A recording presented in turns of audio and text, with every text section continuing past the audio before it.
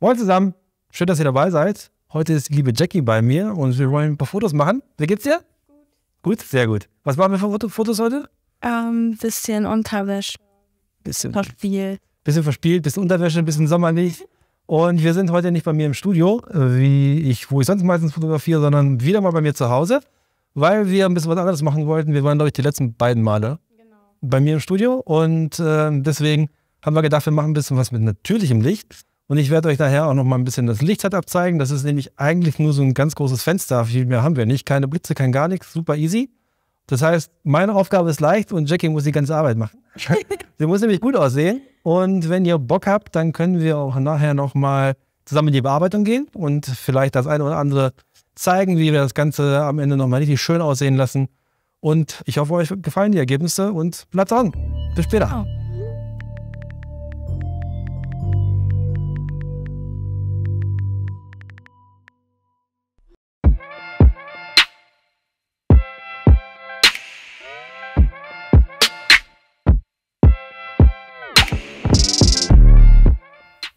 Jackie hat schon gesagt, wir machen heute ein Lingerie-Shooting mit natürlichem Licht. Ich nutze dafür ein großes Doppelfenster, das wir hier bei uns im Wohnzimmer haben. Das Wetter ist hell, aber leicht bewölkt, sodass wir auch keine Vorhänge als Diffusor brauchen, sondern direkt einen schönen gleichmäßigen Look auf der Haut haben. Denkt auf jeden Fall daran, die Bilder immer wieder zu kontrollieren, weil es im Laufe der Zeit doch etwas heller oder dunkler werden kann, wenn man mit natürlichem Licht arbeitet, ohne dass man es im Eifer des Gefechts mit dem eigenen Auge wahrnimmt.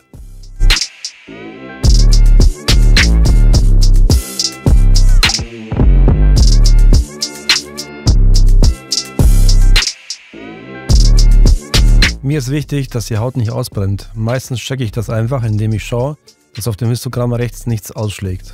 Eine ausgebrannte Haut ist im Edit nur leidlich bis gar nicht mehr zu retten. Ich werde immer wieder Bilder einblenden, damit ihr wisst, wie die Ergebnisse aussehen und dabei auch seht, wie das Vorher und Nachher ist. Wir shooten relativ frontal zum Fenster, nur mit kleinen Anpassungen im Winkel. Dadurch bekommen wir ein ziemlich schattenfreies Bild. Wenn du etwas mehr Schatten haben möchtest, dann kannst du das Model einfach drehen. Je weiter sie gedreht ist, desto stärker sind die Schatten. Natürlich auch abhängig davon, wie bewölkt es ist. Bei wolkenfreiem Himmel und direkter Sonneneinstrahlung erhältst du natürlich noch stärkere Schatten. Wir fotografieren aktuell um die Wintermittagssonne, also zwischen 12 und 14 Uhr, weil mein Fenster Südausrichtung hat. Ich wohne nicht in einem Altbau, sodass die Oberkante der Fenster etwa bei 2 Meter aufhört. Durch die hochstehende Sonne und die geringe Fensterhöhe sind wir etwas eingeschränkt, was die Posen anbetrifft. Das Licht trifft auf Brusthöhe abwärts auf, sodass sich die sitzende oder liegende Position anbieten. Aber auch im Stehen zu fotografieren ist möglich. Wenn wir in RAW fotografieren, und das empfehle ich wirklich jedem, können wir ganz einfach später in Lightroom mit einem Verlaufsfilter die Helligkeit von oben nach unten steuern. Man hätte auch weiter in den Raum gehen können, um das direkt eintreffende Sonnenlicht zu meiden. Ich wollte das aber gerne nutzen, weil es so einen schönen Glanz auf der Haut gibt. Um den Glanz zu unterstützen, nutze ich gerne Öle oder Cremes. Oft haben die Mädels solche Sachen. Ansonsten habe ich immer eine Flasche Olivenölspray dabei und stelle das den Mädels zur Verfügung. Als Hintergrund nutze ich ein paar alte Vorhänge, die ich auf einem 20 € Hintergrundsystem angebracht habe. Also es ist nichts super teures. Wenn ihr Bock habt, könnt ihr ein paar Accessoires einbringen, Pflanzen, sowas bietet sich auf jeden Fall immer an. Das Licht ist auch optimal, um tolle Porträts zu machen, weil es der Haut unglaublich schmeichelt. Ich habe auch schon unfassbare Beauty-Shots gesehen, die mit so einem Licht gemacht wurden, es aber selbst noch nicht probiert. Bei Lingerie ist es mir wichtig, darauf zu achten, dass alles ordentlich bedeckt ist. Ich bin ein Freund von geschmackvollen Aufnahmen, die auch etwas frecher werden dürfen, aber nicht ins billig-schmuddelige abdriften sollten. Insbesondere der Schambereich sollte durch eine schöne Beinpose oder Hände verdeckt sein. Ich habe hauptsächlich mit einem 50 mm 1.8 und meinem Tamron 28-75 mm gearbeitet. Mit dem Zoom bin ich etwas flexibler bei so beengten Verhältnissen. Ein 35 mm habe ich leider nicht, wäre hier aber sonst auch optimal gewesen.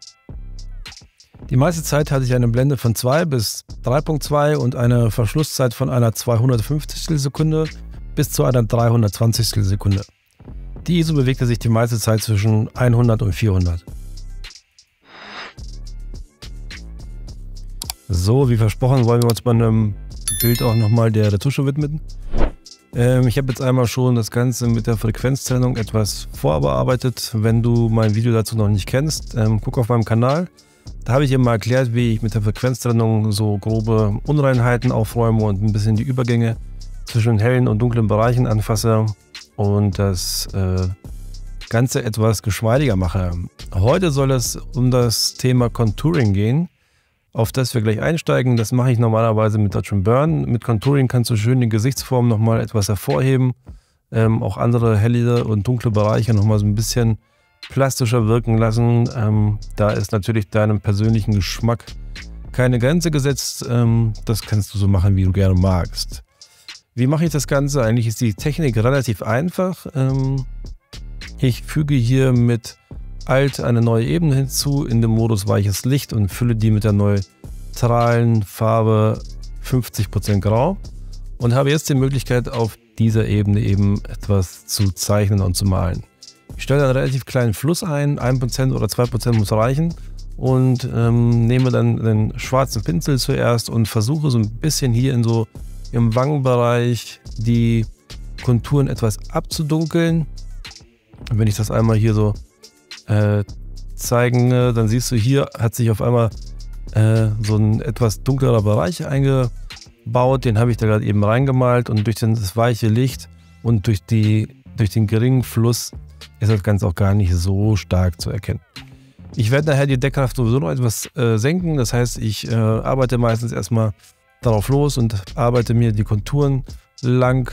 Wichtig halt, das Gesicht eben zu konturieren. Google das gerne auch mal. Es gibt auch besonders für Schminktutorials oder auch Bilder bei Google oder bei YouTube, wo man sehen kann, wie ein gutes Contouring beim Schminken aussieht, und das Ganze wiederhole ich oder mache ich eigentlich hier im Photoshop auch nochmal. Das heißt, ich konturiere so ein bisschen die Flächen und die Kanten, verstärke auch nochmal ein bisschen die dunklen Stellen, hier so ein bisschen wie die Augenbrauen entsprechend. Und mit dem hellen Pinsel mache ich das gleiche und versuche so ein bisschen einfach so die Kontraste weich herauszuheben. Auch hier so auf der Nase ein bisschen Glanz reinzumalen, genau hier so auf dem Wangenknochen, auf dem Kinn. Das sind so die typischen Stellen. Das Ganze bietet sich auch an, so ein bisschen hier auch im Bereich der Lippen zu machen. Das heißt, da ein bisschen aufzuhellen an der Stelle und drumherum eben dann wieder abzudunkeln. So bekommst du diesen kontrastreichen Look rein. Visagisten kennen das, sie machen das, glaube ich, soweit ich das verstehe, auch beim Schminken. Ein ganz normales Vorgehen. Dann kannst du dann mit der Alt-Taste und dem Klicken auf dieses Symbol, siehst du schon, okay, es fängt sich langsam an, ein Gesicht zu formen, das wir eben konturiert haben. Und wenn wir das mal aus- und einblenden, sehen wir, dass das dem Gesicht so ein bisschen Plastizität gibt und ein bisschen guten Look. Zumindest so, wie ich es gern mag. Ich gehe auch oft nochmal rein und helle auch ein bisschen die Augen dazu passend auf. Mache das dann auf beiden Seiten eben nicht so stark. Dafür gibt es auch noch andere Techniken. Da mache ich aber bereits einmal hier was und würde später nochmal was daran bearbeiten. Das mache ich vielleicht in einem separaten Video. Und versuche eben dann mit den dunklen Stellen das Ganze nochmal etwas zu kontrastreicher zu machen. Ich mache das mal eben so ein bisschen weiter und arbeite mich an dem Gesicht weiter vor, und am Ende können wir uns vielleicht das Ergebnis nochmal gemeinsam angucken.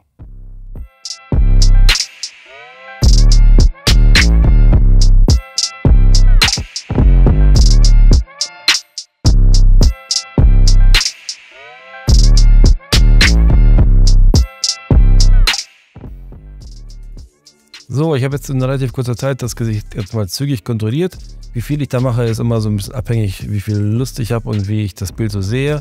Wie gesagt, jetzt habe ich die Möglichkeit, obwohl ich schon mit einem Fluss von nur 1% gemalt habe, ist mir das ein bisschen stark. Das heißt, ich gehe jetzt einfach in die Deckkraft und reduziere das meistens, keine Ahnung, so auf 50%, wo ich dann so zufrieden bin, und dann habe ich eben schon so eine schöne Plastizität ins Bild reingebracht und habe das Bild etwas feiner gemacht.